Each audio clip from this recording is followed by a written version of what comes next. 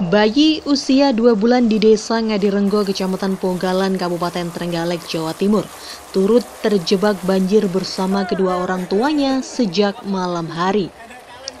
Bayi tersebut akhirnya dievakuasi oleh petugas pada siang hari menggunakan perahu karet.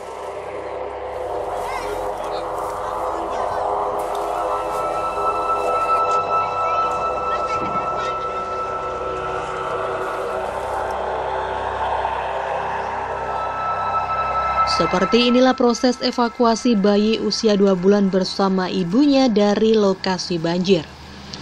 Petugas mengevakuasi bayi tersebut beserta ibunya menggunakan perahu karet. Selama terjebak banjir, sebelum dievakuasi, orang tua bayi ini tinggal di lantai 2 rumahnya. Namun saat banjir belum surut, beberapa stok kebutuhan bayi habis namun tidak bisa keluar rumah.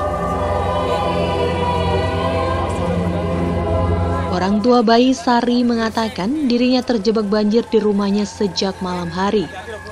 Karena selama terjebak banjir dirinya kesulitan untuk memenuhi kebutuhan bayi, akhirnya dirinya memilih untuk mengungsi ke rumah orang tuanya yang ada di Trenggalek.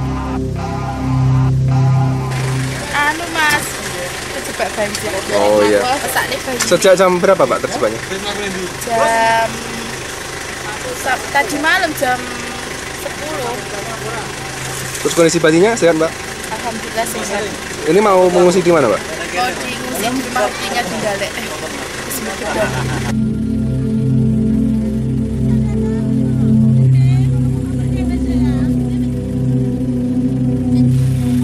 Sebelumnya diketahui bahwa hujan lebat mengguyur kawasan Trenggalek pada 6 Maret sejak sore hari.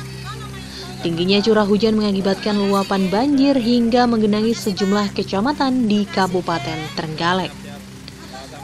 Kondisi banjir terparah terjadi di Kecamatan Trenggalek dan Kecamatan Pogalan.